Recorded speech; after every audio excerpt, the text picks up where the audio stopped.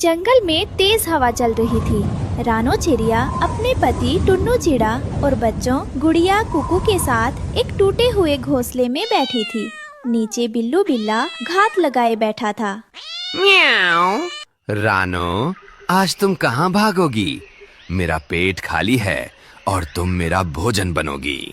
टुन्नू जी, हमें एक पल भी यहाँ नहीं रुकना चाहिए। ये दुष्ट बिल्ला ऊपर आ रहा है और आप तो जानते ही हैं कि ये कितना क्रूर है। हमें तुरंत यहाँ से उड़ना होगा, वरना ये न केवल हमें बल्कि हमारे प्यारे बच्चों गुड़िया और कुकू को भी खा जाएगा। जल्दी कीजिए। रानो और टुन्नू अपने बच्चों को लेकर उड़ गए। टुन्नू चिड़ा बहुत बीमार और कमजोर थे। वो ठीक से उड़ नहीं पा रहे थे। रानो, मेरे पंखों में अब जान नहीं बची। हमें कहीं छिपना होगा। पिताजी, मुझे डर लग रहा है। क्या हम कभी अपना घर में ही बना पाएंगे?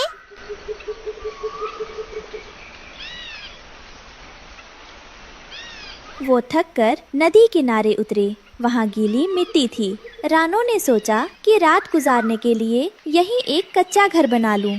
मेरे प्यारे बच्चों, आप बिल्कुल चिंता ना करें। अभी आप पिताजी का ख्याल रखो और उन्हें दिलासा दो। मैं जल्दी से कुछ मिट्टी जमा करती हूँ ताकि हम रात को किसी तरह सुरक्षित रह सकें। एक मजबूत घर बनाना जरूरी है, नहीं तो इस तूफान में और बिल्लू के डर से हम रात गुजार नहीं पाएंगे। थोड़ा हौसला रखो।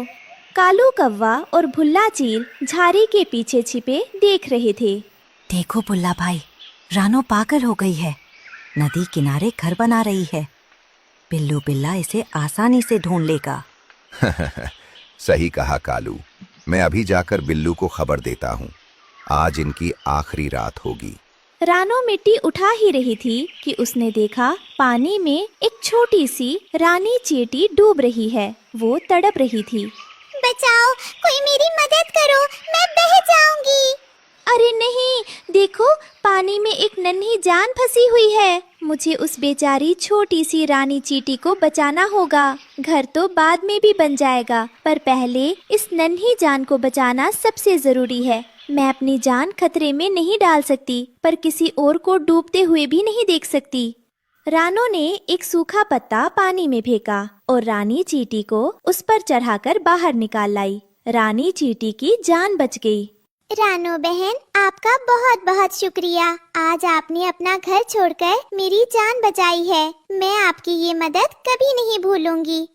इसमें शुक्रिया कैसा मेरी प्यारी बहन। जान बचाना तो हर किसी का फर्ज होता है, लेकिन हाँ, मुझे इस बात का डर है कि आज रात बिल्लू बिल्ला मेरे परिवार को नहीं छोड़ेगा। मैंने जो थोड़ा बहुत मिट्टी का घर बनाया है वो बहुत कमजोर है और तेज हवा भी इसे तोड़ देगी। मैं बस यही सोच रही हूँ कि अपने बच्चों को कैसे सुरक्षित रखूंगी।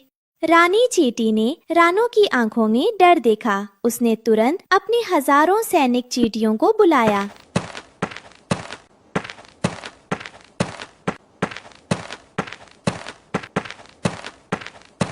मेरी सेना, रानो बहन ने मेरी जान बचाई है। आज हम इनके लिए ऐसा घर बनाएंगे जिसे कोई बिल्ला या चील नहीं तोड़ पाएगा। हम अपनी विशेष लाल मिट्टी का इस्तेमाल करेंगे। देखते ही देखते हजारों चींटियां काम पर लग गईं। रानो और टुन्नू हैरान होकर देख रहे थे। चींटियां अपनी लार और लाल मिट्टी मिलाकर एक दीवार खड़ी कर रही थीं, जो सूखने पर पत्थर जैसी सख्त हो जाती है। रानो, ये तो चमत्कार है। इतना मजबूत घर तो मैंने आज तक नहीं देखा। माँ, ये घर तो किले जैसा लग रहा है। उधर कालू कौवा बिल्लू बिल्ला को रास्ता दिखा रहा था। कालू, अगर आज शिकार नहीं मिला तो मैं तुझे ही खा जाऊंगा। डरिए मत बिल्लू भाई। रानो नदी किनारे बैठी है। उसका कच्चा घर आपके एक पंजे से टूट जाएगा। बिल्लू बिल्ला रानो के नए घर के पास पहुंचा। उसे लगा ये साधारण मिट्टी है। रानो और बच्चे अंदर डर के मारे दुबके हुए थे। म्याऊ। रानो, बाहर निकलो, वरना मैं इस घर को तोड़कर अंदर आ जाऊंगा। रानो ने अंदर से दरवाजा बंद कर लिया। बिल्लू बिल्ला ने पूरी ताकत से घर की दीवार पर पंजा मारा।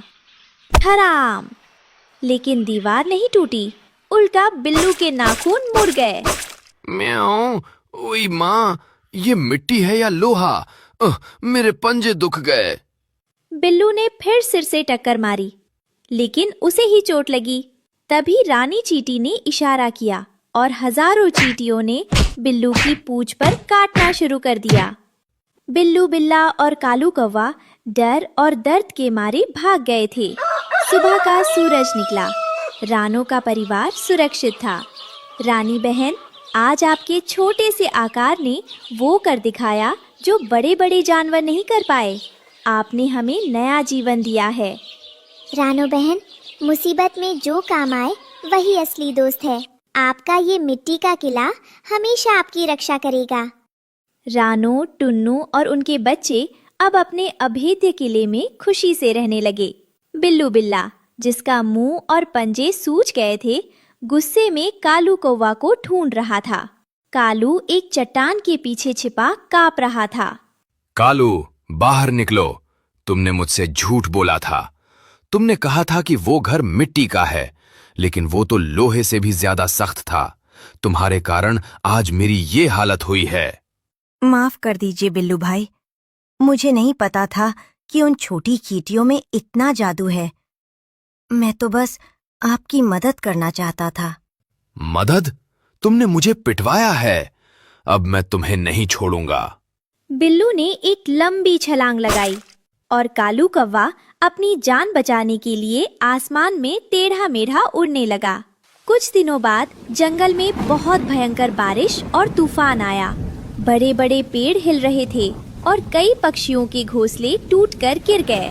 लेकिन रानों का वो लाल मिट्टी का किला जस का तस खड़ा था।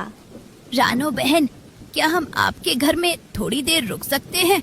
मेरा घोंसला टूट गया है और मेरा परिवार भीग रहा है। आप बाहर क्यों खड़े हैं? अंदर आ जाइए।